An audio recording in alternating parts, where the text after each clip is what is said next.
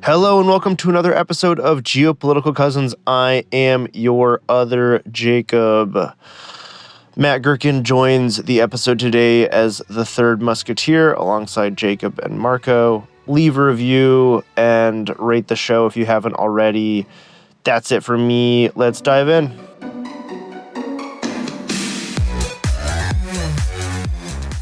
All right, Porthos, Aramis, Athos, we're together again. It's nice to see y'all. We're going to begin. We're going to do two things quickly, and then we're going to spend most of our time talking about Russia and Ukraine. But Marco wants to talk about Comrade Mamdani and his visit with Comrade Trump or hair leader Trump. I don't know what we should call him. I assume, Marco, that you saw Trump is now dressing up in long black flowing trench coats with scarves after having met Mamdani. If you were living under a rock, Mamdani and Trump had a meeting. They were extremely friendly with each other afterwards. Mamdani was asked in front of Trump whether he held to his previous statement that Trump was a fascist, and before Mamdani could answer, Trump said, "Just tell them yes, that's fine. It's simpler than explaining it," and gave him a nice little pat on the side. We should all have somebody who looks at us the way that Donald Trump looks at the comrade. So, Marco, please cook. What do you want to talk about here? Well, first of all, I also want to say welcome to our third musketeer, Matt Gertken. Long time, of course, we've all worked together for now throughout the last 2 decades. So for longer than I think we're willing to admit, given that we're now getting old. But Matt, good to have you on our pod as the third cousin. It's great to be with you guys as always. So let's dive into it. Look, I think what was really interesting about this is it was extremely friendly. I wasn't that surprised. Trump likes winners. He's impressed by winners. So anyone who's accomplished anything in life, Trump is like, I like that. And for all the Cuomo criticism that Mamdani's never had a job in his life, the truth is he did crush him. So that matters. The second thing is, and this is where I would love to have Matt's thoughts on this. What I thought was actually significant from President Trump's signaling, his behavior, his body language, the tone of his voice, the soft touch of Mamdani's forearm, all those little nuances. What I get from that is that, he's looking at the lay of the land. Inflation, affordability are the number one thing. He's got his former advisor and one-time campaign chief, Stephen Bannon, who's been calling for higher taxes on the wealthy for now years. I mean, I think there's very little daylight between AOC and Stephen Bannon, for example, on taxation. And I wonder if we saw the first of perhaps a significant pivot on at least macroeconomic policy by the Republican Party, by the MAGA camp, maybe just by President Trump. But that's something that I would flag, that I think that there are two ways to interpret this. One is just Trump likes winners. Mamdani crushed it.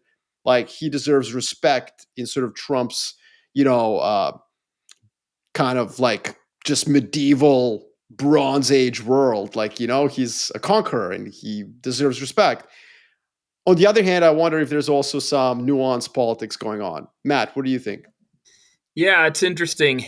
Definitely Trump is really good at, collaborating and co-opting any threats or perceived threats. So I think there's part of that because there's this really superficial or commercial aspect, which is sort of like, if Mamdani is the new big thing, then why spend a bunch of time being grumpy and sort of resisting it or pretending that it's not happening? Why not just get out in front of it and make him part of the Trump fan club, which is what those pictures look like, because Mamdani's kind of beaming, to be in the Oval Office.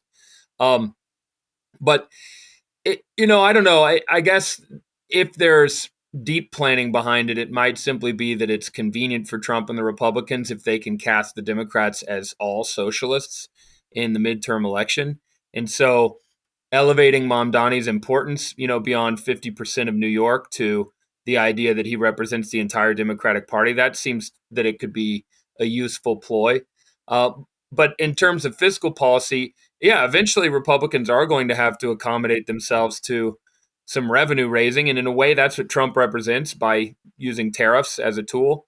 But I'm not sure that they, as a party, have anywhere near the type of, like, for example, Bannon made what I think you were referring to, Mark O'Bannon made a really simple suggestion, which was to raise the highest income tax rate back to where it was under President Obama, and Republicans as a party weren't willing to do that. I mean, ideology is just a circle. So if you go far enough down the left and far enough down the right, you will eventually meet each other. And I sort of thought that was, to me, that would encapsulate what happened in that meeting, because Trump has gone far enough down the right and Mamdani has gone far enough down the left that they're just meeting there, and they're having a party. Marco, I've been using your slide about the approval ratings for Trump on the economy versus Biden. And I don't know if you saw this. I mean, when Biden left office, it was his approval rating on the economy was 37%, and Trump had been hanging out around 45. The latest ABC Washington Post Ipsos poll had President Trump at 37%. That's his approval rating on the economy right now, which is where Biden was when he left. So I think there might be something there. Also, Matt, to your point about Mamdani beaming, it's funny. I wish I remembered what the account was, but I saw this great social media person, South Asian social media personality, say everybody who is in this, who is sort of, is quote unquote brown, makes this face when they're dealing with a white person who is talking to them about things that they don't know about, this like fake little smile to try and placate them. And I thought that was actually a pretty cutting remark too. I don't know. I think it's pretty strange. Marco, when you say it's a pivot in fiscal policy, do you mean raising taxes, or you mean that actually Trump is going to open up the goodies and start giving out handouts and things like that, or do you mean both? Well, I purposely use the term macroeconomic policy because I just mean like broadly defined. Adopting more and more things from the left, because President Trump is kind of a chameleon. He has done a lot of things that you wouldn't have expected a Republican president to do, such as, I don't know, like being anti-free trade. That used to be more of a Democratic Party domain. As Matt pointed out, I mean, he did kind of raise taxes already on consumption. But one of the things that he has been pretty steadfast and pretty traditional Republican, his greatest legislative achievement of his two terms is the 2017 tax cut, which was, Paul Ryan like passed that and was like, I'm out, and he opened up his umbrella and went back to, the land of like Hayek and Ronald Reagan. And he's never been seen from again. Paul Ryan's just like, my job here is done. So if you actually look at the Jobs and Tax Cut Act, Tax Cut Act of 2017, I mean, it is traditional, just Republican policy. And so that's what I mean, Jacob, broadly defined macroeconomic policy. Yeah. Moving a little bit more to the left and seeking to counter some, like when Mamdani said, hey, we had a good meeting, we agree on affordability. Well, for example, like, childcare, like free childcare. I mean, did you guys agree on that? Because that would be a pretty big departure of the Republican agenda. And so I wonder if like maybe there will be some ways to look at, expanding the welfare state and financing it by taxing people more. Like I literally mean that. Well, a good test case, the Republicans, to end the government shutdown, had to promise that they would hold a vote on extending those Obamacare subsidies that had been expanded during COVID. And they do technically owe the Democrats a vote, and they would kind of undershoot their own claim to be winning working class voters if they just nix those subsidies. So we might just in a month or two see a test case of whether the Republicans can actually extend those subsidies just for a year past the midterm as some kind of bribe to prevent voters from being too unhappy with it. Because the issue is, if healthcare premiums are going up anyway, then everyone can blame them if they don't extend the subsidies. Whereas if they extend the subsidies, there won't be as big of an increase in premiums, and they get to say that they did something. They could even maybe rebrand it as, instead of expanded Obamacare subsidies, they could call them Trump Care subsidies or whatever. But just to be clear, all I'm saying is Trump, right? Trump may be creating an exit for himself. He may fail because, as Matt points out, like, Senator Thune like does not strike me as a dude who would have softly touched Mamdani's arm and said, "Call me whatever you want, son. I'm okay with that." Well, it could succeed spectacularly if Democrats take both houses and Trump is forced to endorse some of their policies in legislation in 2027. And if you You know, don't like that, you don't like NBA basketball. Let me tell you that right now. yeah. Well, here I'll close this out on this. I actually wasn't like I feel like a lot of folks in New York City are scared of Mamdani. There's been a fear thing around Mamdani, and I have to say I've never been more scared of him as a politician than with the ruthless pragmatism that he just showed. That he was willing to walk into the White House with the fascist and rub shoulders with him and talk to him. That tells me that we're actually dealing with a much more serious political operator who might actually be able to get things done versus the guy who was quoting Eugene Debs in the victory speech. That guy is not going to get anything done, but this guy could actually get some things done. The second Yeah. thing is to Matt's point about Trump trying to elevate him to make the next race about socialism. I think it also maybe serves to discredit Mamdani with his base too, because Hmm. we've gone from Yes. all of the social media about, with the song that went viral and things like that. He's the leader. He's gonna put things back together, affordability, everything else, and then he's hanging out with Donald Trump. He's going on all the shows and talking about how he's hanging out with Donald Trump, and he's offering the old police commissioner the job and like moderating himself in all these ways. And I just think the last thing is, and I really mean the thing about ideology being a flat circle, like it's perfect. Like Mamdani and Trump have way more in common than the political middle in the United States has. And the worse the economy gets, I think the bigger that opportunity is there in the middle, which to your point about the Obamacare subsidies, none other than Representative Massey, who earned some of Trump's ire recently, was out there saying, this is Republican economics. We're just going to push, like continuing to do this with Obamacare. So I think the moderates are starting to look at Trump's approval ratings, what he's doing with Mamdani, how it's all going to his head. The Bannon folks and the AOC folks basically saying the same thing, except with different language, and saying maybe there's a big opportunity there. But, maybe hope springs eternal. Anything else you guys want to hit here before we move on? Well, just last thing I would want to say is don't forget Mamdani's rise to prominence was asking Trump voters why they voted for Trump. Like that was the first TikTok video he did was that. And so, yes, you're right, Jacob. I do think his supporters will start to accuse him of platforming, which is Hmm. this accusation on the left that if you hold a conversation with somebody who is like, flirts with fascism, you're giving them a platform and therefore you are, I don't know, triggering people and causing them anxiety, which is like, life. But what I would say is that in this case, like, let's not forget, Mamdani rose to prominence based on doing exactly what he did in the White House, which is like sitting down and with a smile on his face saying, like, all right, well, like, we got to live together. So let's figure it out. And I think, we should, whether you agree with his politics or not, I think that's what Western civilization is about. So well done, Yeah, Mamdani. all about And I guess soft Trump. handshakes between comrades and Fuehrers. Okay, comrades and Fuehrers. There's the podcast title That's right our there. title. Yes. All right, let's move on to Japan and China. It took me a while to find the actual quote, but so Japanese Prime Minister Sanae Takaichi, she was speaking during a parliamentary session when she was asked about a scenario involving a Chinese military action against Taiwan. Here's her quote, quote, if warships are used accompanied by the exercise of military force, then, however you look at it, it could be a situation posing an existential threat to the country. And then she went on, to say that it might involve Japan using military force as a result of that existential threat. China has reacted to that by saying it was shocking, that it was a grave violation of international law, that there was another one I had here, entirely unacceptable. Matt, I'm sure you're going to tell us about the head and the snake metaphor here too. It's caused a rather large spat in Japanese-Chinese relations. We've had everything from economic reprisals like travel warnings and cancellations of Japanese movie premieres, and even threats over specific classes of Japanese products into China, and then backwards and forwards. So, I mean, I think this is actually something that we've slept on a little bit. But Matt, lead us up to it and tell us what's going on with this Japan-China spat. Yeah, it'll probably be a pretty big quarrel when all's said and done. I've been for the the guesswork that you can do on this kind of thing several months. They're going to be clashing pretty hard. It could extend well into next year.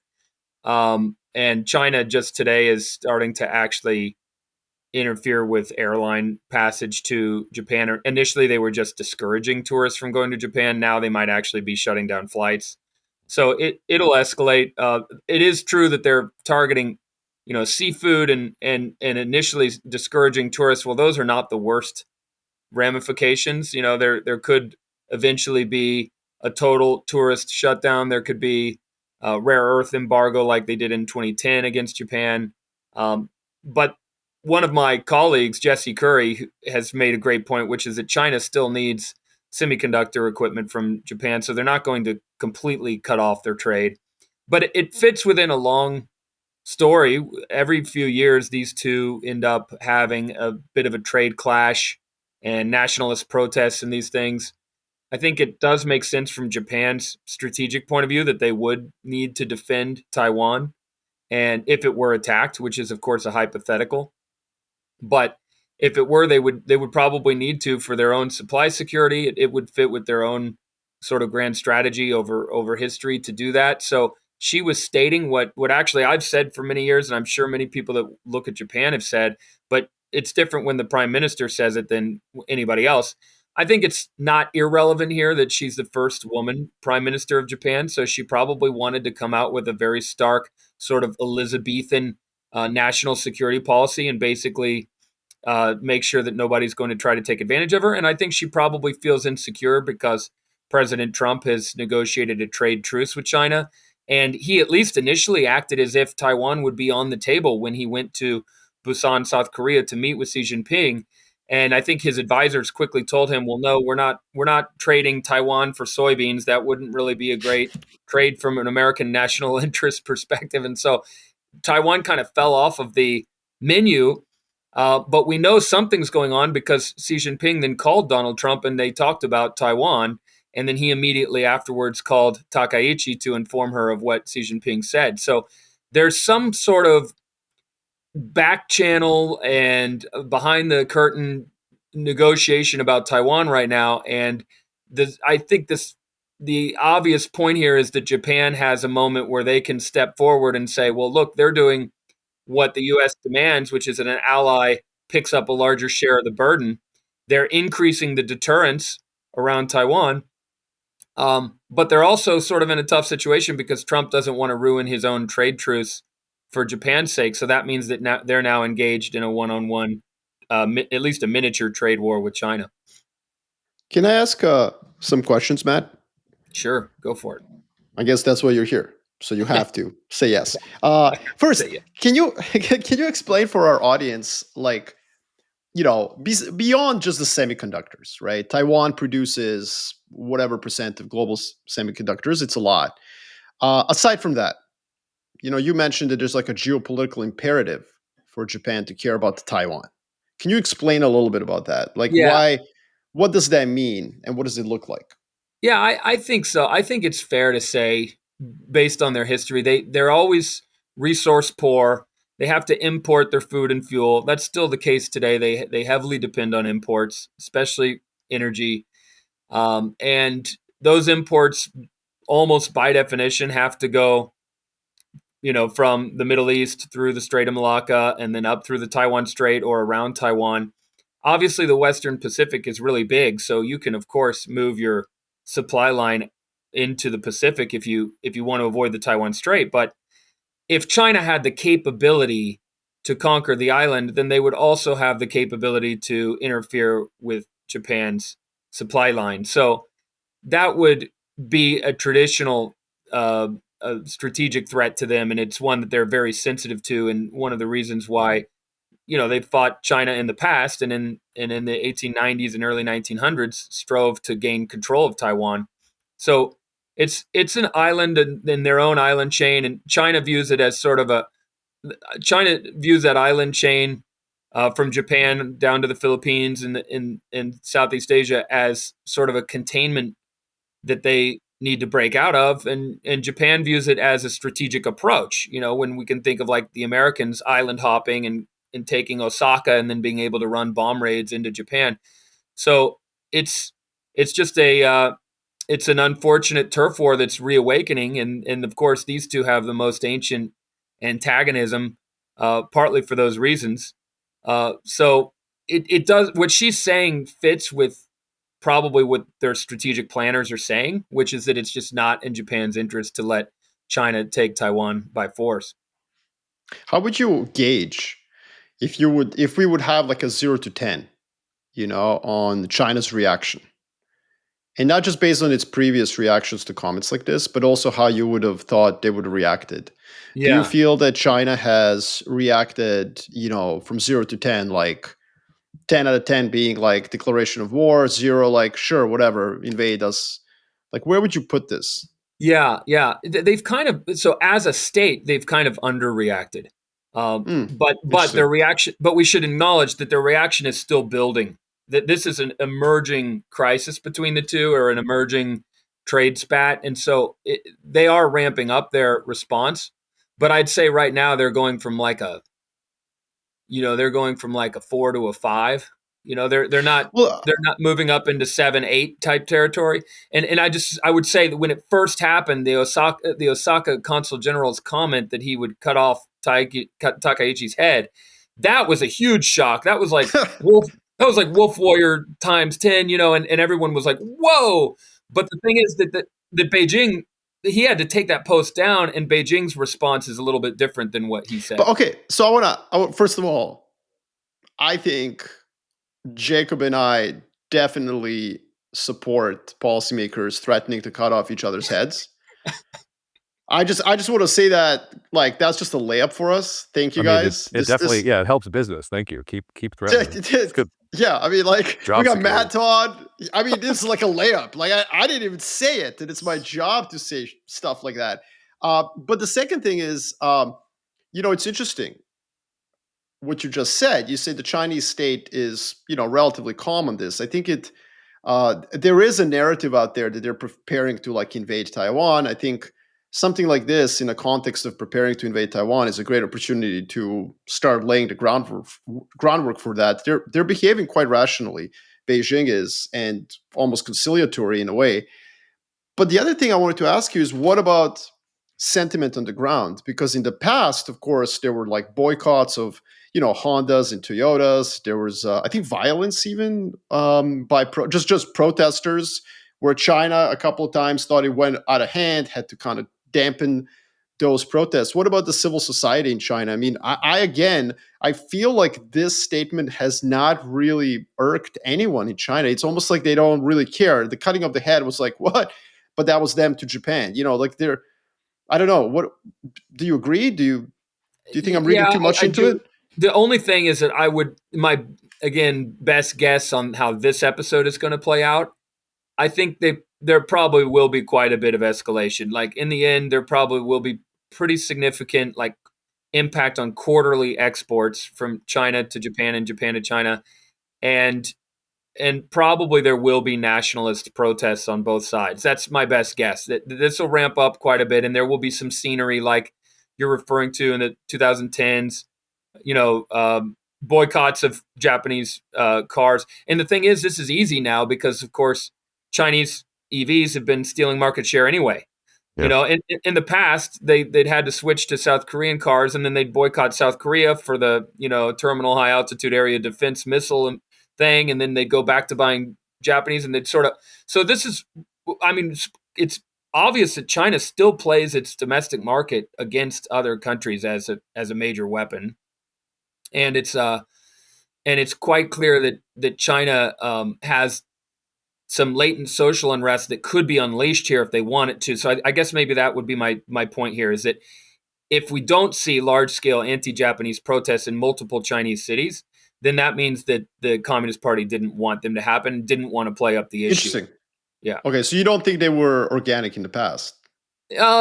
I mean, some kind of mix, but generally, I think there's a local authority that would tend to allow a protest to happen, and I think Japan is one area where you could kind of have consensus. If among the provinces of China, if there's one topic where they're sort of willing to let people vent some social steam, that would be it. But my sense is that Communist Party, at least tacitly, allows these things. Yeah, but before we leave this, Matt, I wanted to ask you two questions too. The first, and I think you sort of said this, but I wanted to underscore it. Do you think that what Taiki said was intentional?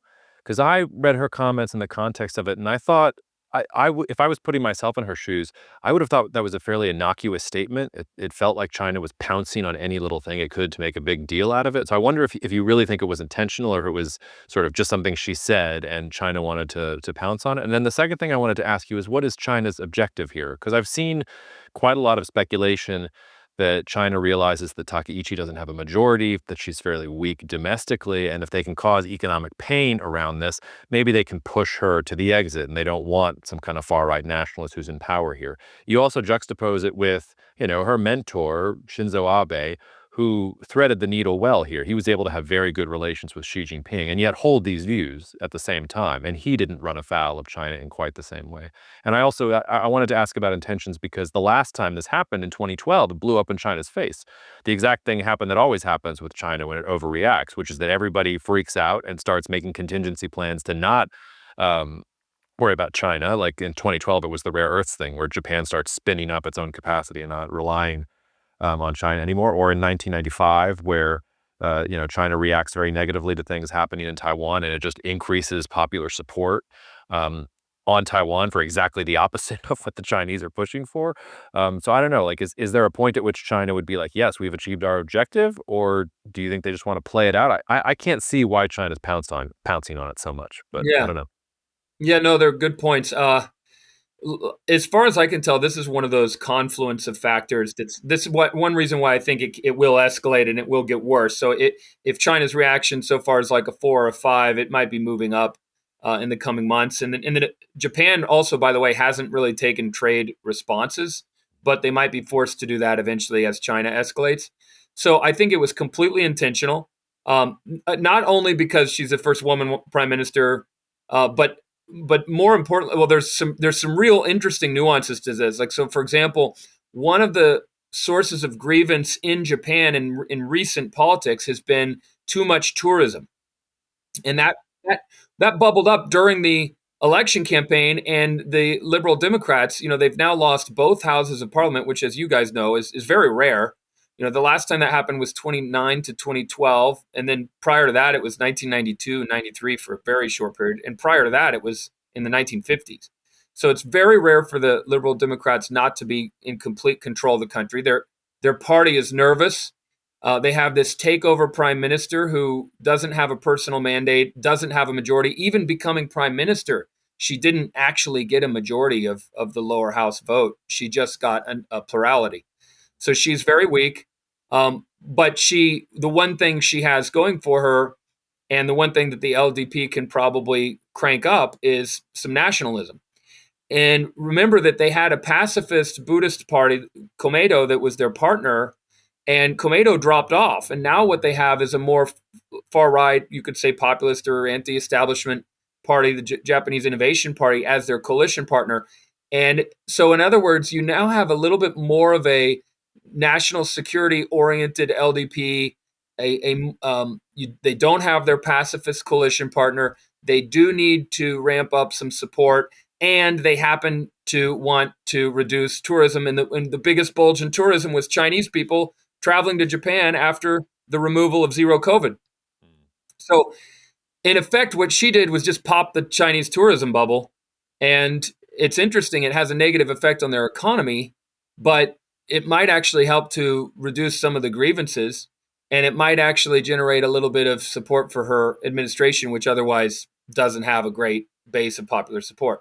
Now, just real quick, on the flip side, though, I do think you're right that China pounced on this as well. So again, it was a sort of confluence of incidents, because from China's perspective, it was meaningful that they said that they would defend Japan. It does sort of raise the deterrence bar.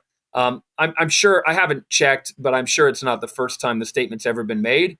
But it is a significant act of or statement of deterrence.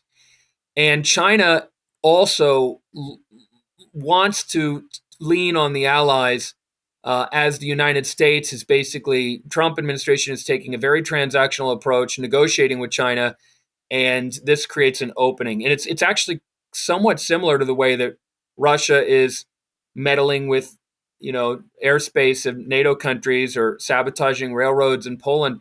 There's this effect where Trump is raising the U.S. as a great power, negotiating bilaterally with Russia and China, and effectively declaring spheres of influence and tacitly giving them or implying that he might give them a sphere of influence in Ukraine and Taiwan.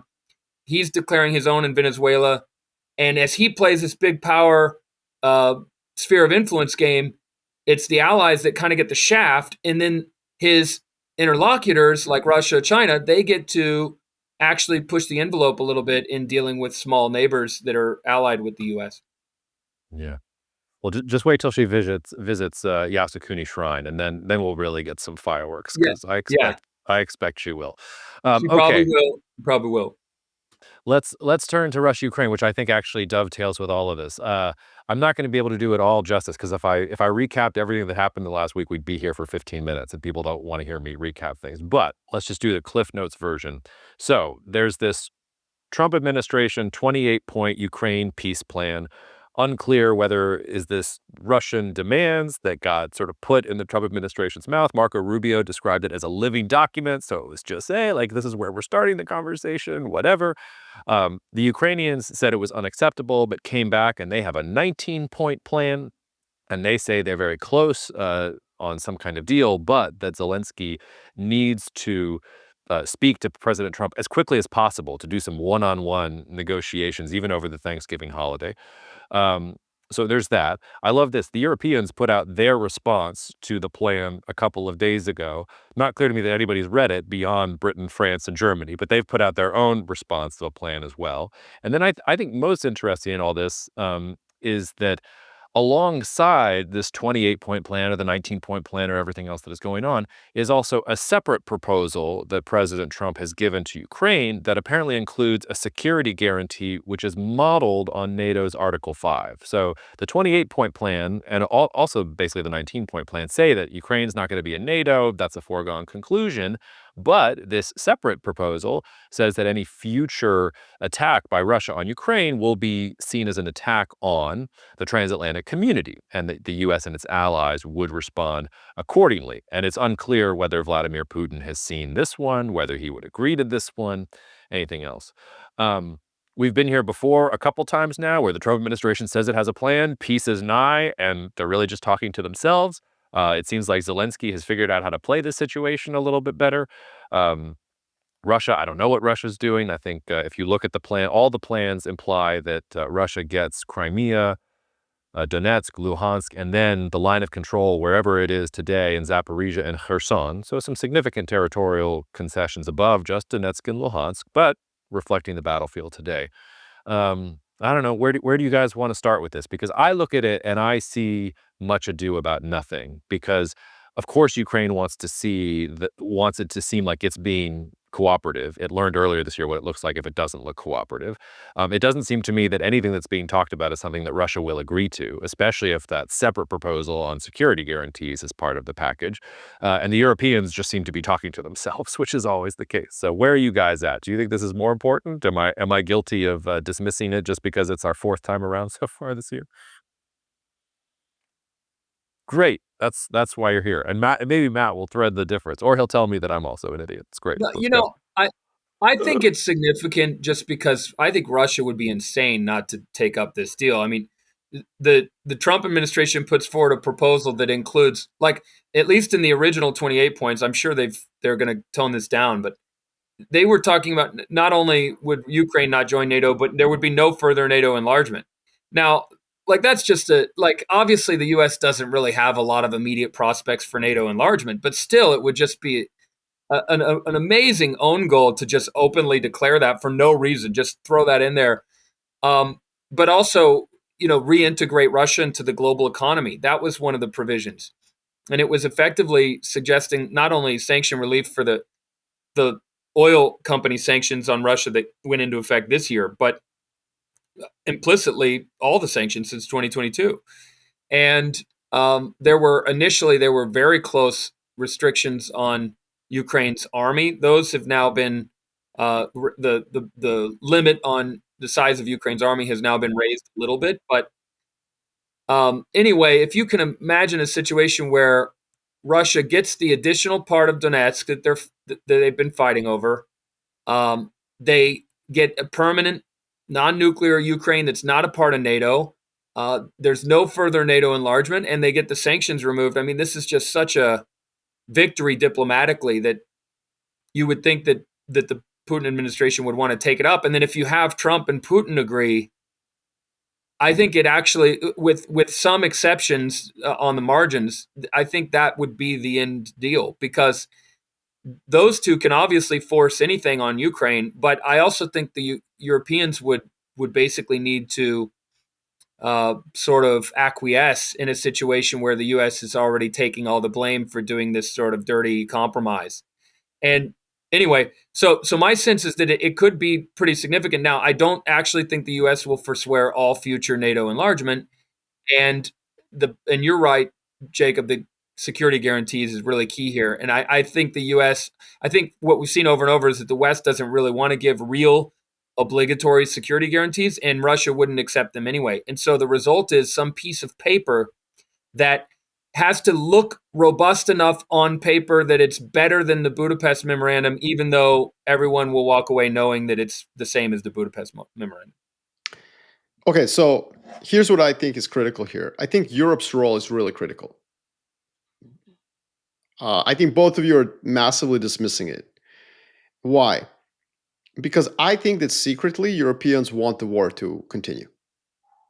And I've only really come to that conclusion very recently. Because the war started in many ways because the Biden administration decided to support a much more aggressive Ukraine. Obviously, Putin is to blame for the war in Ukraine. I'm not discounting that. But there was an agreement. It was the Minsk agreement negotiating by the Europeans. It was unfair to Ukraine, but whatever. Europeans didn't care. They were like, look, let's just put this to rest because we don't want a war. And then the war happened. And it was very painful for Europe. The entire continent went into a current account deficit due to energy costs. Very, very bad. People were talking about Europeans freezing. They survived that. And now 3 years into the war, like, this has given Europe as a joint entity a raison d'etre, to use European language. They're nation building. I mean, hell, they're even doing things like M&A in financial system because of this. Like, this war has infused Europe with so much energy, whether it's to rearm. Germany's talking about conscription. European Commission is talking about completing the single market integration. And I think that Europeans just know they're on the hook for Ukraine either way, whether you're rebuilding it or financing the war. So I actually think that Europe is comfortable continuing to support Ukraine. And because of that, on its own, by the way, and any notion that they can't do it is ludicrous. Of course they can. Number one, they have money. Number two, they have printing presses if they need to print the money.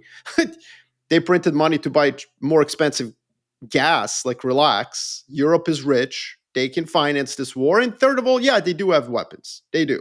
Enough to keep the Russians at bay.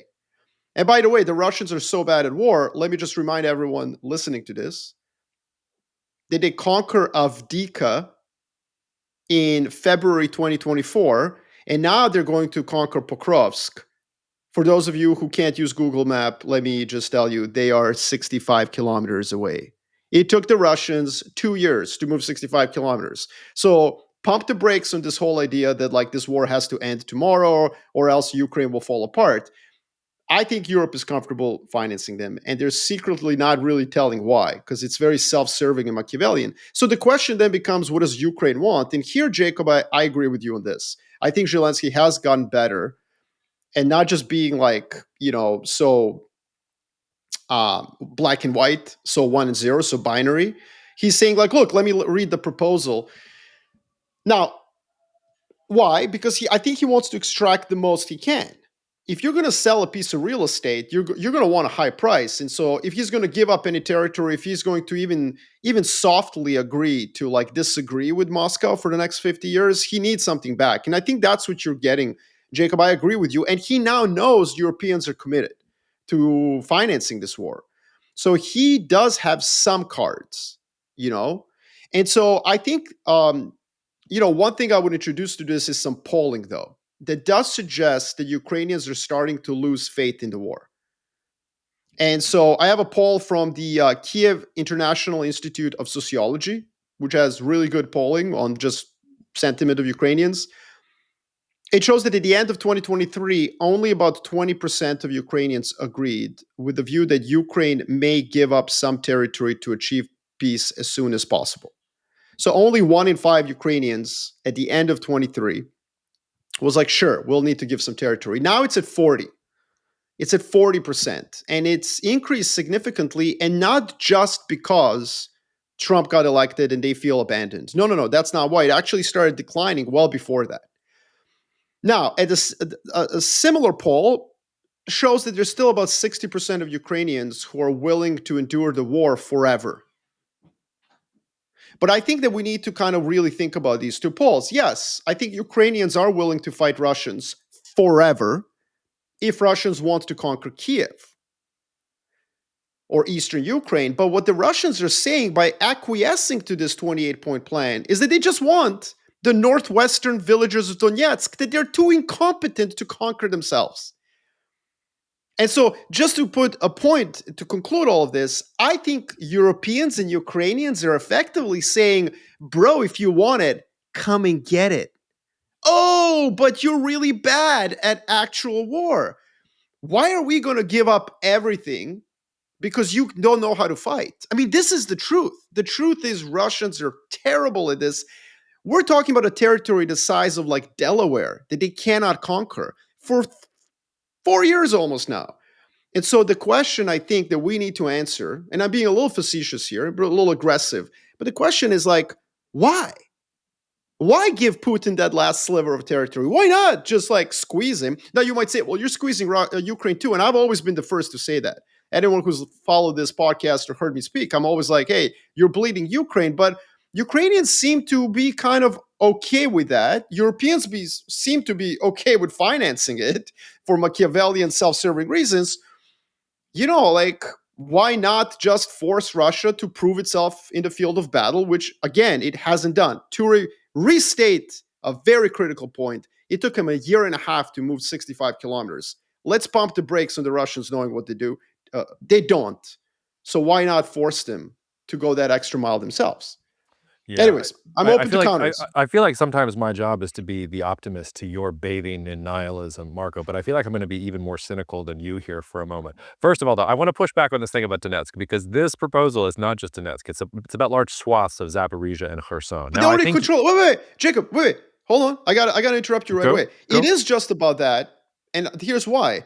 Russians control the rest, and Ukrainians have no chance to reconquer it. For as bad as Russians are at offense, so are Ukrainians. So the reason it is just about northwestern Donetsk is because that's the only piece of territory that Ukrainians currently control that the 28-point plan would force them to give to the Russians. Yeah, and to your point, if you're thinking about this as a real estate transaction, then giving up this land that has been absolutely destroyed and mined and everything else and saying, okay, you can have this really terrible land that you've destroyed, like, okay, you could sort of see the diminishing returns on that. I've been fairly complimentary of Zelensky all year. I pushed back against you when you said that he made a mistake in the White House, but you have, yeah. And I concede. Yeah, I concede that. I think you were right. Well, the 28-point plan said that he had to call elections within 100 days. And the 19-point plan says that he has to call elections as soon as possible. So if we're being cynical about Zelensky's political future, he has every incentive for this not to work, because as soon as this deal goes into effect, he has to start getting the wheels turning on Ukrainian elections, and probably he doesn't win the next Ukrainian election, if I had to guess. I don't know if you have a poll on that. I also just wanted to call out, this is all about the money. Like, one of the most shocking things to me in the 28-point plan was this provision that, I'm going to pull it up here, that all these frozen Russian assets are going to be invested in U.S.-led efforts to rebuild and invest in Ukraine, and that the U.S. will receive 50% of the profits from this venture, and that the United States and Russia will put together their own fund, investment vehicle, I don't know what the heck to call it, to quote. I had to mute myself because I'm laughing because you were going with that. I'm sorry. No, we're aimed at strengthening relations and increasing common interest to create a strong incentive not to return to the conflict. And the Europeans, they're the ones who want to rebuild it. So everybody's looking at this situation and being like, no, we want to be in line to get the money to rebuild these things that war has destroyed. So there's that. The last thing, though, I just want to say is that it seems to me that the part of this that is going to make this like every single other time, and this is where I'd appreciate pushback from you guys, is this separate proposal about a security guarantee to Ukraine. Because even if Putin gets some document that says that, okay, NATO is not going to be enlarged and Ukraine is not going to join NATO, there's a parallel proposal that says Ukraine gets a security guarantee that is like the NATO security guarantee. So is Yeah. Putin really going to say yes when part of this deal is that there's a separate deal that says no, they won't join NATO, but they get a security guarantee? We'll call it the Trump security guarantee. It's not a NATO security guarantee. It's not Article 5. We're not calling it that, but we're giving them that. I don't see a planet on which Vladimir Putin can acquiesce to that. That's the red line, isn't it? Am I crazy? Well, the thing is that the security guarantee that they may end up producing could just be a document. That's the thing, is if it doesn't spell out that it really would be a coordinated military intervention by the multilateral guarantors, then that's just a piece of paper, right? That people can say, okay, we guarantee Ukraine's security, but they don't make any concrete pledges. So, for example, it would have to be referred to the UN Security Council and discussed. And of course, we all know where that goes. So I'm just saying that I agree with you in the sense that Russia can't agree to it if it's real.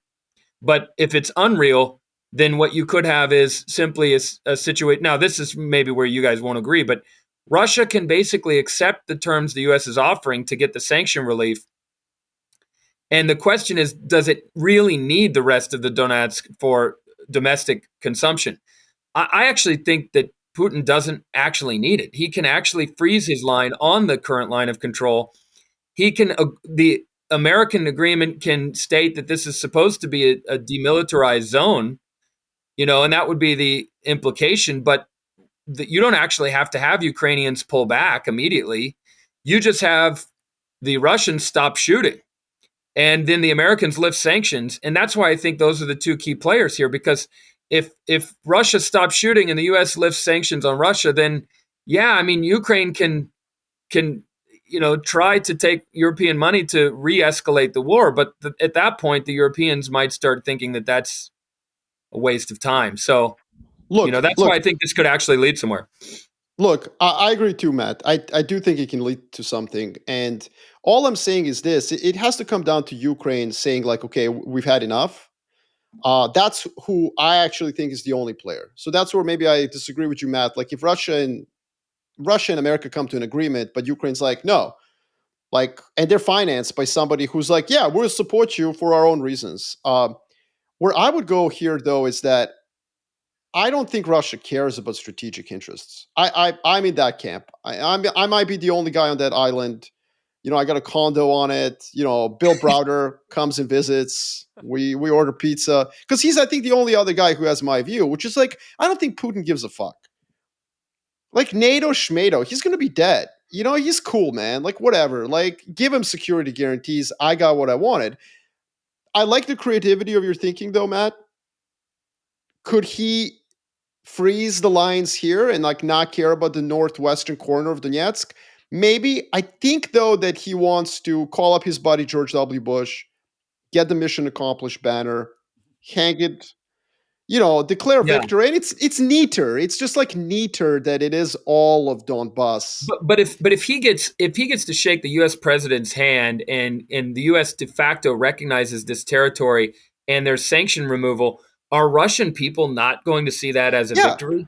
I like the creativity of that. That's cool. I think you could be able to sell it. If the three of us were in his like office at the end of that incredibly long phallic table, like the three of us are like on the very other tip, right? I don't want to be there. You know what? But if we were, and you proposed that to Vladimir, I think he would be like, "Yeah, I like the cut of your jib." But listen, Pat on the head. where am I getting with this? What I'm getting at this is that ultimately, like, the reason Europeans are as aggressive, I think, as they are right now, and the reason they always come out and say this is stupid, everyone thinks it's because they are defending liberal internationalism. Everybody thinks they're defending the sanctity of borders, right? That's what the commentary in America kind of says. And what I think is, like, once the Europeans realized, and it took him 2 years or so, it took me this long to figure out. And by the way, it was a help of my Greek buddy Kostas. He knows who he is. Love you, brother. But he like convinced me of this because I was like just arguing with my buddy. And he's like, no, man. Like, I think Europeans are cool with this. He's right. And here's why. But he's only right now that we know that Putin does not have strategic plans, that he's not going to use nukes. Finland is in NATO, and he's like, "What? Finland's in NATO? Like, I didn't notice. Whatever. I'm not hearing it. Blah blah blah blah. No, it's not. Like once Europeans realize this really is just about Russian domestic politics, when they realize that Putin is just doing this for petty reasons, he really does just want northwestern Donetsk villages, then Europeans get to kind of the threat of nuclear war is much lower. The Poles get to fly around their F-16s. Everybody gets to like puff out their chest, be peacocks, and build their defense industry, which is just a fiscal stimulus and just a jobs program. My point is that that's what emboldens them to support Ukraine, because this has now become a war over villages nobody can find on Google Maps. People don't even know where this is. And because of that, I think the pettiness of it could extend the conflict. Although I am in your camp, Matt, that I think we do have to discuss it, even though it's the fourth time and Jacob's tired. I think that, yeah, I think that we are the closest we've ever been, but it really just comes down to Ukraine and how exhausted they are. As another Well, one of my buddies, also Emin pointed out. I'm just shouting out some of my Greek Armenian Well, buddies. This is clearly I'm informed by Ottoman discussions about this. Well, real quick. I want to say something real quick, which is, first of all, you said about Russians being shitty at war, Marco. This idea of a U.S.-Russia joint venture for economic prosperity in the region. You think the Russians are bad at war. Watch what they do with capitalism. They're really shitty at that. I can't believe we want a joint venture with these people. And to your point about Putin being petty, he's only had to downgrade his ambitions. His real goal is to conquer all of Ukraine. He believes that Ukraine doesn't exist and that Ukraine should be part of Russia. No, Yes, he he's does. not. He totally No, believes he doesn't that. care. Yes, no, he he doesn't. He deeply Look, cares. that's like I believe that I will get a six pack. You know what I mean? Like it doesn't matter. Like he doesn't. He can't get it. He's not going to get it, and so therefore he's like, "Yeah, I'll take what I can." I don't think he does. I don't think Putin looks beyond his lifetime. Somebody who's strategic truly believes that I'm here to help Russia gain its whatever. I just don't think he thinks like that at all. I think he just wants to be a trillionaire, which he is. God bless him. Well, And that's it. we'll never get down to the end of it. But to me, it comes down to this Yes. point. Maybe I'm making it too simplistic, which is I don't think, and maybe you'll push back against this by saying he's just petty and he wants the villages in Donetsk. But I don't think Putin can agree to anything that includes a security guarantee for Ukraine. And I don't think I Zelensky disagree. can agree to anything that doesn't have a robust security guarantee for Ukraine itself. And to your point, I agree. I think Zelensky and Ukraine can keep fighting and that the Europeans will support them. And I don't think some sort of elegant one China-esque sort of diplomatic, wordsmithing is going to get us around that. Either there is a security guarantee or there isn't a security guarantee. And unless one of them have given up because of their domestic constraints, like I think we'll just be in the exact same disagreement because Trump will look at the Russians and be like, okay, do we have a deal? And Vladimir will be like, well, have you torn up the security guarantee thing? And Trump will be like, no, I gave them the real proposal. He's like, okay, well, there's no deal. And then he goes to Zelensky and says, do we have a deal? And he's like, well, where's my security guarantee? It doesn't have to be NATO, but it has to be a security guarantee. But see, this is why we're overrating Ukraine's agency here, because they would have to fight on without any American support, no intelligence support, no funding. I take Marco's point. Europe may be willing to extend the funding for longer than we expect, but how long? And can it really compensate for the total absence of American cooperation? I mean, what if America starts actively undermining Ukraine? Well, What if America threatens to give Russia control of the Black Sea? It's such a specifically Odessa, like a key part of this negotiation is that Ukraine can still export goods. And you would expect that the Americans would uphold their normal interest of saying, well, Russia's not going to be able to turn this into a lake. But if the Americans let the Russians casually blockade Ukrainian exports, I mean, that's pretty devastating, even from a European point of view, to their economic viability. So it's just, I'm not sure. Really. I'm not sure that. Yeah, I think it is. Of course, they've their got exports railroads. their exports have rerouted through the Baltic and through other ports. Look. Here's what I would say. But the point here, though, just to drive this a little further, is Ukraine can wage. You're saying that Ukraine can wage this war independently with just European support indefinitely, and I'm thinking, no, not indefinitely. Yeah, Look, maybe another I'm year. saying long enough. Long enough that Jacob has to listen to this for the fifth and sixth time. and long enough, look, what we're debating here is whether this is over right now. Like, No, can yeah. Ukraine wage the war for another 6 months to get a better deal? Definitely. And the other thing is, Russians to prove that they can conquer more than 60 kilometers in 18 months? Like, those are my questions, right? Like, Yeah. my point is just this, Matt. If Northwest Donetsk has to be handed over to Russia, I think Ukraine and Europe are going to say why. Let them prove it. you to your point, even my own view that I'm sort of expounding here, it still allows for another 12 months, because if you think about Russia's own belief is that they can break that barrier, obtain that last piece of land, and then Trump before the midterm is going to want a deal just as badly as he wants one right now. So, their own but you just perspective is answered. 6 You to just 9 months. answered. Maybe so. Here's a potential solution to this. Russians eventually win what they want, which is this northwestern corner of Donetsk, the size of Delaware, but it just takes them another 18 to 24 months to do it. I'm not saying that's actually going to happen. I think Ukraine will sell that piece of territory for something cooler. The problem for Ukraine is this. The problem for Ukraine is that they just let Russia conquer that organically. Well, then you don't extract anything from the West, namely from Trump, who seems to be obsessed with a deal. You see what I mean? Yeah. Like, if Ukraine, like, there was an EU membership in that 28-point plan. There's all sorts of goodies. Like, you don't want to just sit there and let Russia just slowly, incompetently, and terribly eventually get that. You want to sell it. Because I think even with European or even with American help, you're going to lose that. We all agree with that. Russians are terrible, but yes, eventually in 36 months, they'll conquer. 24 months, 18 months, they'll get it. So I think Ukraine does have an incentive to get a deal. I just don't know if they can parlay European support for European Machiavelli reasons for a little bit better deal from Americans and Russians. Now, one thing I have for you guys is, why does Trump want the deal? And like, the answer is Nobel Peace Prize. But wait, let's pump the brakes. I think, Jacob, what you're pointing out, all these cool deals with Russia and we're going to have joint ventures. There's two ways that a liberal might say what's going on here. Trump wants a Nobel Peace Prize. And second, Trump wants to make money with, Vladimir Putin in a joint venture. Okay, fine. I have a third option. Okay.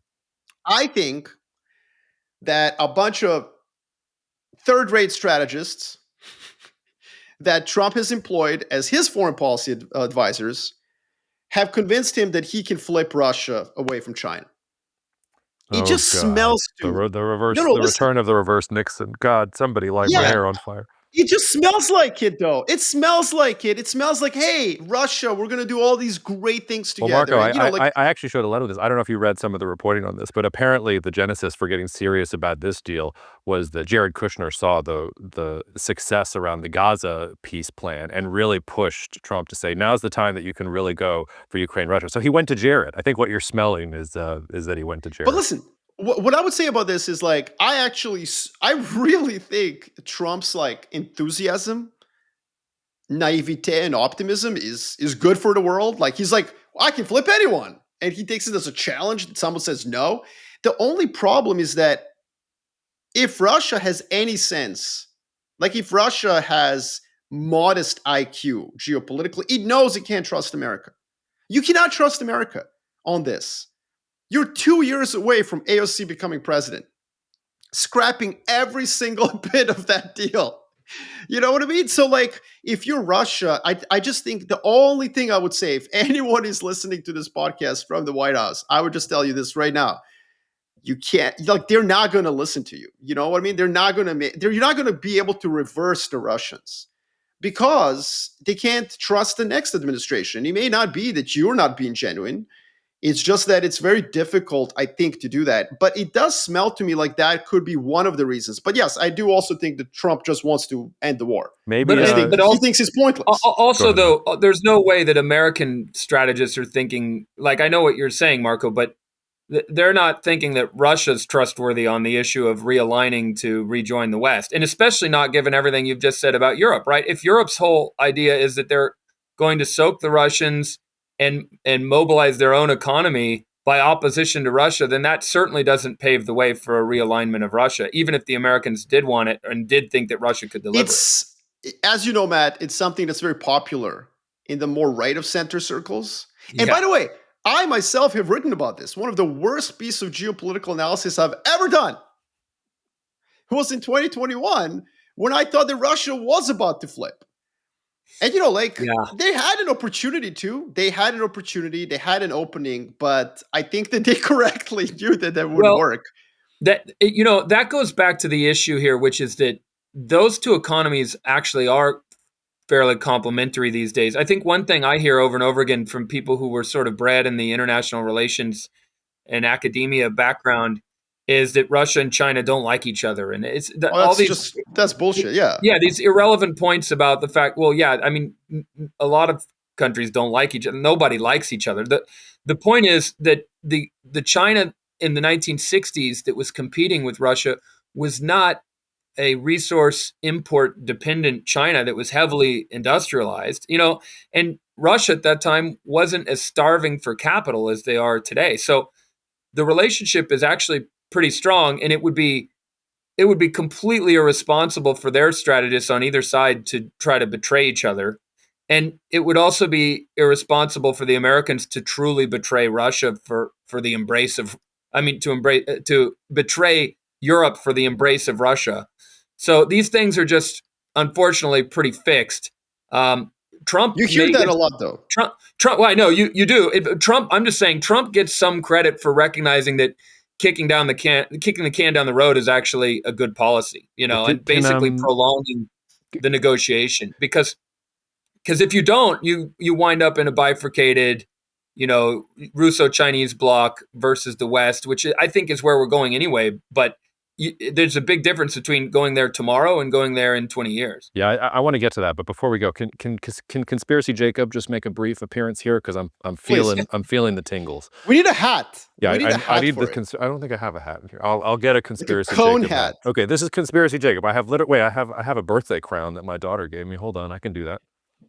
Yes. All right, this is great. Here we go, guys. For those of you watching on YouTube. All right, Conspiracy Jacob. Here's my unfounded conspiracy. Maybe when Donald's on the phone with Xi Jinping, what Xi Jinping is saying is, this Vladimir guy, he's losing it a little bit. I hung out with him a couple weeks ago. He's talking about harvesting organs from young children. Like, the guy has lost the plot a little bit. So could you please stabilize this? Because if he keeps doing what he's doing, he's going to fall, and I'm going to have a total clusterfuck on my border. So you want me to buy the soybeans? You want the trade war to be relaxed? You want everything else? You make a Russia-Ukraine peace deal, and then, you could talk with us about buying your soybeans and other things. How do you like Conspiracy Jacob? You like that? Is that good? It was good. It was good. I mean, it does sound like a lot of the stuff I see on the internet. I mean, no offense. But I mean, the thing is that there's this responsible stakeholder version of China that just will not die. And I don't say this out of hatred of China. I just say it out of observation where China is supposed to be the one that that brings this war to a conclusion. And really, it could pretty easily if it actually did start to punish Russia on the import channel. And it just doesn't really do that because it doesn't see an interest in doing it. I like the way Matt said, it sounds like what I see on the internet. Matt, what do you think we do for a living here, my friend? Actually, we don't do it for a living because we don't get paid. But well, I guess maybe I mean on the social on the social networking. Who knows? On the interwebs. Maybe there's a joint Russia venture for two cousins in Russia to join with us. I don't know. Jacob, you're going to get aggregated. That fine. We want me to be aggregated. That's right. That would be great. That's right. That's a great problem for us to have. But to your point, Jacob, you could be onto something in this way though.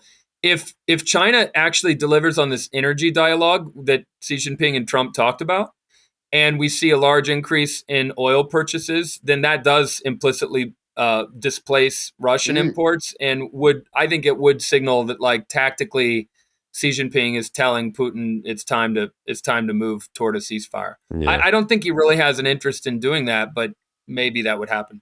unless he has a sense that things are getting bad in Russia. Because I think I'm more on Team Ukrainian agency than any of you, because I think Ukraine can continue this indefinitely. I think they've shown that they can use their drones to knock out Russian energy infrastructure and everything else. And Zelensky is finally in the position where he can look at Vladimir Putin and say, fine, you want to do this forever? Like, yes, I can't take back these villages in Donetsk, but I can make it really hurt for you. Like, I finally It's have something I asymmetric. can push on. Well, So, it's asymmetric. You're right. It's asymmetric. Like, That's true. and by the way, all of this is a product of Russia just not being tough enough in a way to use like tactical nukes and all this other stuff. They are not willing to take it to that level. So Ukraine can now poke them. Europeans feel relatively safe to finance this. And I think it's brought us down to where I agree with Matt. I think we're close to the end. okay, I well, just think that, like Zelensky just needs a little bit more. He needs to prove himself to be a little bit tougher and then sell for the highest price. That's not a bad strategy. And by the way, that was your original point, Jacob, when you and I disagreed. So a broken clock is right twice a day, Marco. Okay, so let's close then with this, because I think we have about 20 minutes left. I don't know how long you guys can go, but I have about 20 minutes before I have to go. So let's say that you guys are both right. Let's say that I'm wrong about this, and let's say that we get a deal, whether it's the well, what are we right 19.4. about? Let's say that there's a Can we deal, just like a deal well, in the next what's 2 like months. in the next 3 months? Yeah, in the next, I think the window should be the U.S. midterm. That's the window here, because Russia might want to push one more time in the spring, and Trump wants a deal before the midterm, and that's where if Putin just delays forever, then at some point Trump probably loses appetite to give him so many goodies. Okay, well, let's take that then. Let's say there's a deal by the midterms. I think that's a little long, but that's fine. Let's grant the point. So there's a deal by the midterms. How does the world change geopolitically? Like, when our clients are coming to us like many months from now before the midterms, and there is a deal, what does that look like? Are we talking about joint Russia-US ventures running around to rebuild Ukraine? Are we talking about, unlimited corn and sunflower and wheat exports from the Black Sea, so we don't have to worry about that anymore? Are we talking about Ukraine being welcomed into the EU? Like, is Russia getting flipped? Is China getting flipped? Who's getting flipped? What's getting flipped? Like, if there is a deal, like, what's the next day look like from your guys' perspective?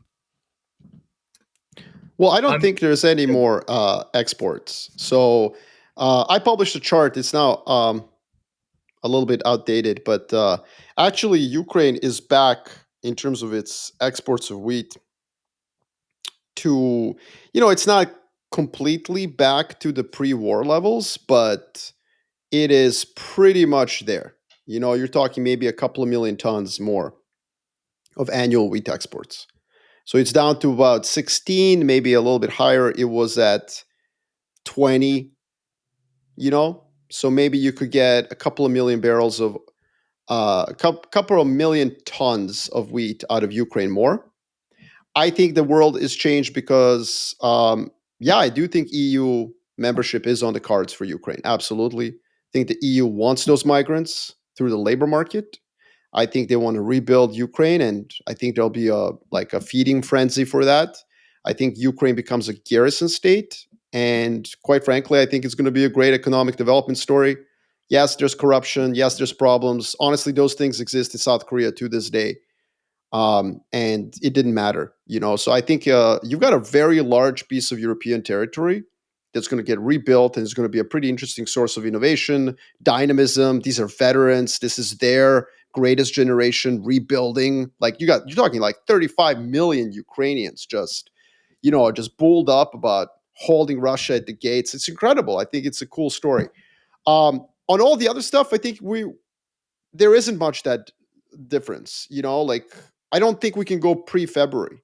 I don't think the sanctions are going to be completely removed against Russia. They're already exporting all the oil they were going to export anyways.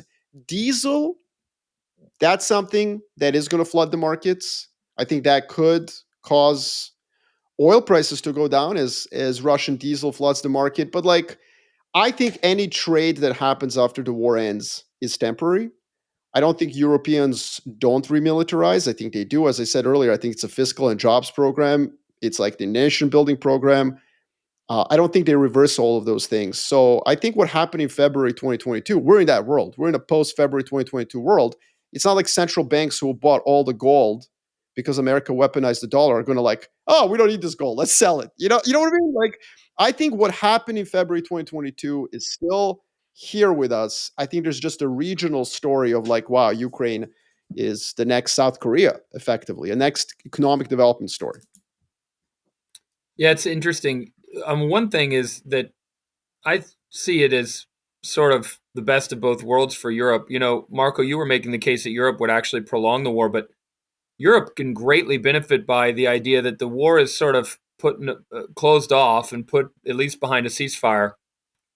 But then all the other things you said are still true. Like they have to stimulate their own economy, re-gear their industry. They have to continue to think long-term about military buildup because, of course, there's still this risk of Russia being belligerent in the future because that's all stemming from Russia's long-term economic and social decline.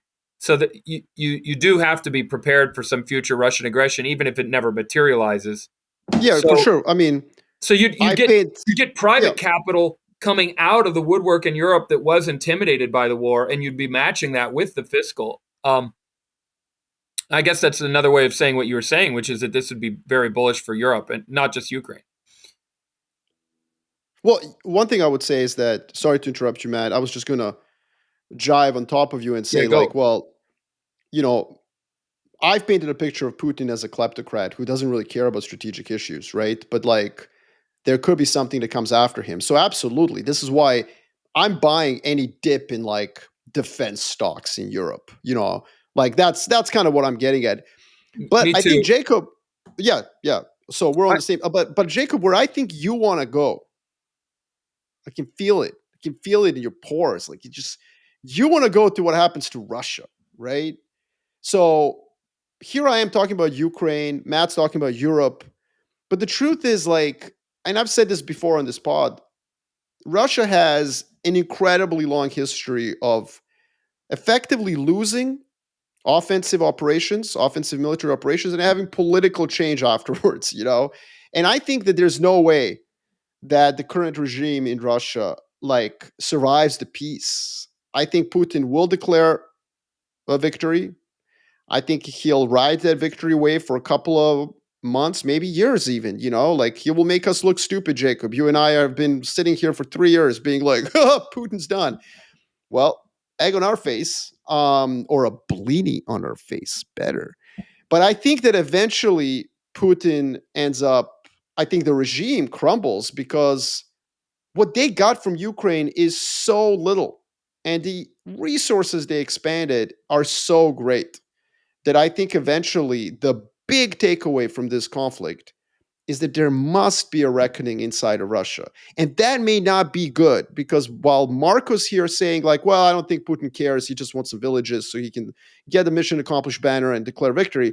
Maybe what replaces him is someone who actually believes in the historical lesson he taught Tucker Carlson on that pod. Yeah. Well, and to your point, I mean, this is where, Tsar Nicholas II lasted, after he got his ass whooped by the Japanese in 1904, 1905, lasted another 12 years. Now, he had to install the Duma in between then, and you had the beginning of the First World War, but we don't get the Russian Revolution until 1917. And I just bring that up to say, maybe it'll take 10 years. Maybe Putin harvests some organs from kids and he lasts another 10 or 15 years. But when that regime does fall apart, it will have global impact. It'll probably reverberate in ways we're not even thinking about. There was an attempted revolution in 1905. So that too, yes.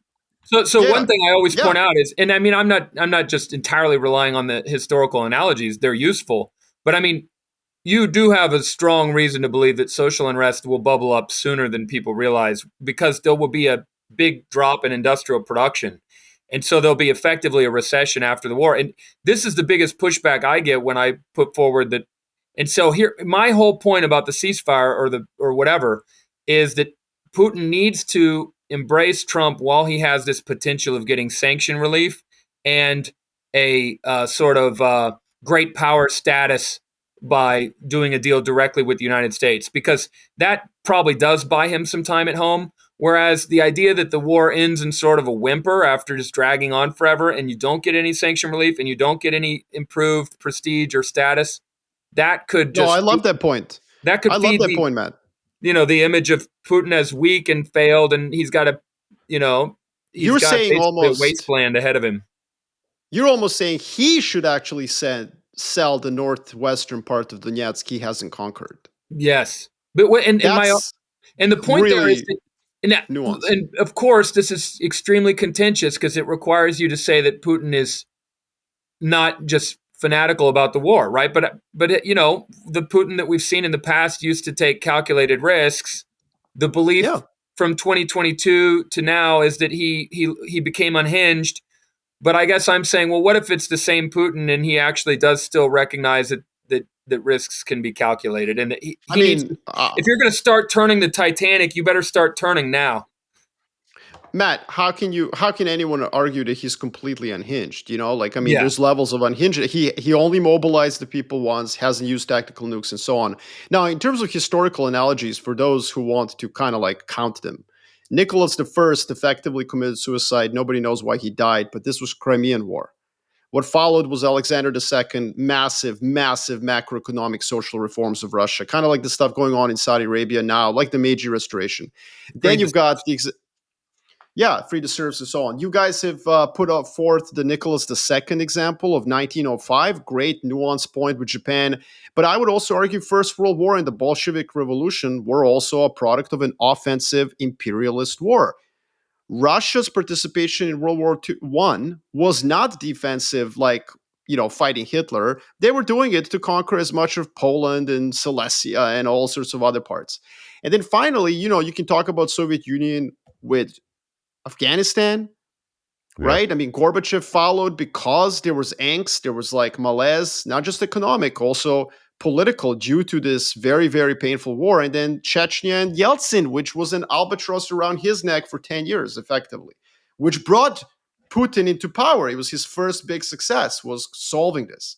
So I think that, it's not just like analogies. At some point, it becomes like, this is what happens to Russia. You get a regime because the place expands beyond some almost supernatural limits of the country. There's just something out there keeping Russia the size it is. And every time its leaders are like, I want to grab another piece, they always fail. At the same time, to their credit, and let's just give them the credit that's due. I don't want some Russian to think we're anti-Russian.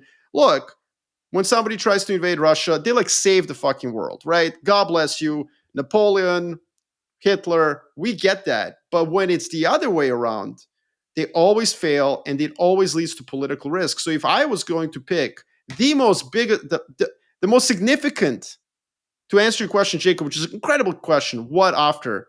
I think it's that. We've got a great power that's in a process of effectively decaying. We've got a new Eastern question.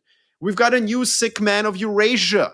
We got a new sphere of influence for great powers to fight over. And that might be the defining part of the next 25 years. Well, this declining power segment of Europe has how many nuclear warheads? Is it 4,000? I forget the exact number. Like, that's the thing that keeps me up at night about I think it's like 20,000. 7,000 deployed. Here's the thing. Yeah, enough. Look, one other issue, though, by the way, we've backed into, this actually does enable you to understand U.S. strategy separate from Donald Trump. Is that if the U.S. allows Russia to be ground into the ground, then we one of two things happens: either they elect or have a revolution and have a more fanatical, aggressive government, or they become a pure satellite to China, and we effectively solve the coordination problem between Russia and China.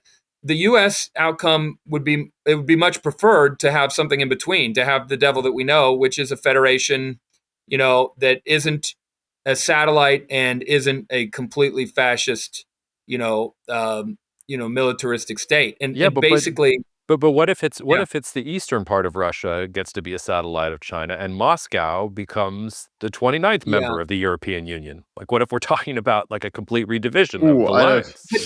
But here's the thing: with nuclear weapons, it's hard for states with nuclear weapons to completely, like, look at Pakistan, right? You could have the Pakistanization of Russia, where it is effectively a nuclear military regime surrounded by chaos. But for the territory to actually break apart, it seems pretty far-fetched these days. No, listen, I think Matt is very correct. And this is the role the UK also played in the 19th century after the Crimean War. I mean, after the Crimean War, not before it, but the UK was like, holy shit, we've unleashed these forces, the Russians, the Germans, the Austro-Hungarians, the various nations of Ottoman Empire, they all now want a peace. What have we done? We got to like pump the brakes a little bit on some of this stuff.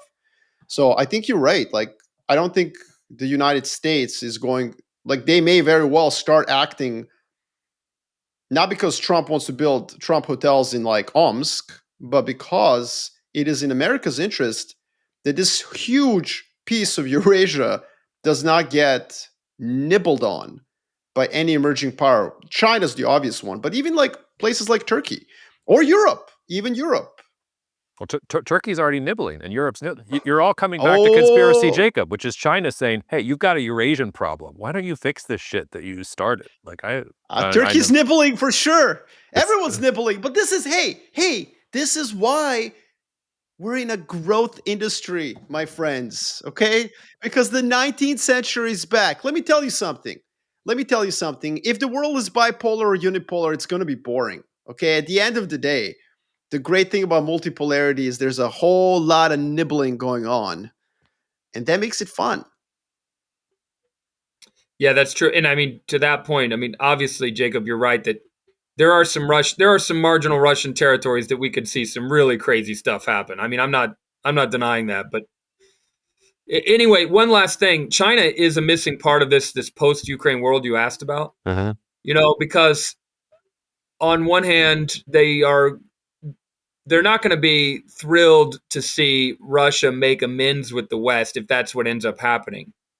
But if it's a standoff, then I suppose they can sort of take some lessons from that about their own strategy in the future. And they're not just thinking about Taiwan, but obviously they're pretty fixated on Taiwan.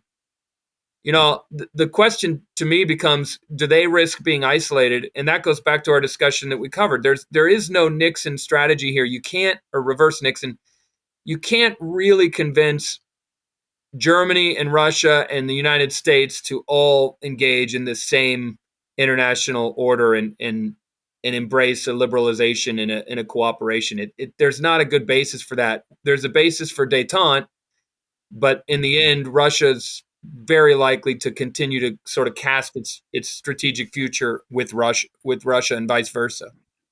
But I would say that there is in this emerging world an opportunity to have shifting alliances based on the issue.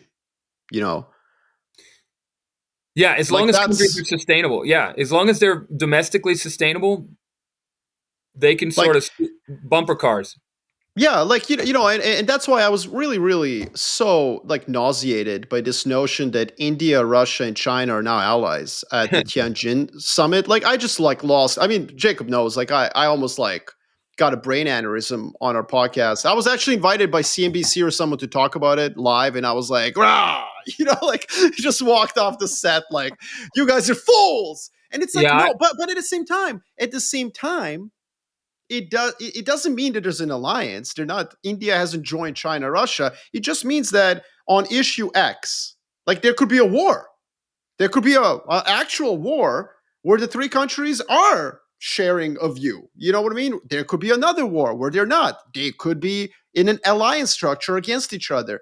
It's just a little more shifting. And I think that we all need to approach this geopolitical world with less nuance and worry a little bit less about who's in whose camp. In other words, it's kind of like playing Risk. When you play Risk, there's a ton of diplomacy going on. Hey, please don't attack me right now. I won't attack you in Latin America if you don't attack me in Oceania. People make these alliances all the time. And what's fun about Risk is all the stuff that's not on the board. When you play the game of Risk, what's most fun about Risk is what's not on the board. Like, oh, I'm just so poor. I just have Australia. And then like 20 turns later, you're like, ha ha ha. And you're like, but I let you have Australia. Too bad, Matt. Like, fuck you. Yeah. And then, like, that's what's fun. Yeah, and that's all I'm saying. it's why you can have that game of diplomacy, which you barely even use the board. Yeah. Well, that would last like years. You know what I mean? At least Years. risk can Now, last to a be bottle clear, of wine. for that same reason, I've only played that game once. But hey, look, the one maybe thing I would sort of tag on here though is that you do have to have domestic economies that are sustainable, and for the most part, we're seeing that. I mean, Europe, U.S., China, these are for the most part pretty sustainable economies. They're not getting the growth that they want, but they're not collapsing or anything. But I just keep mentioning that as a caveat, whether people are asking about, civil war in the U.S. or whether they're asking about collapse of Russia or whether they're asking about China attacking Taiwan or, it's very important to continue to maintain productivity and growth, because if we lose those things, then you could really start to see the demons come out in terms of how these territorial tensions play out. That's Marco, a great point, Matt. Marco, I think you made a great point too, which is the last thing I want to say. Two things last. Number one, the country that has the most to gain from all of this is Turkey. They're the ones like at the risk table who they had Oceania. They got their small part of Syria, and in 20 turns, they might be the one banging on the table like Marco right there, saying we want it all. And just, I mean, a little bit tongue in cheek, a lot tongue in cheek. Over under, how long does it take for somebody in the Trump administration to say, we've had this great idea. Why don't we build a pipeline from Russia to Europe and export the Russian energy to Europe? We could call it Trump Stream. What do you guys think? Do you think that's a good idea? That's awesome.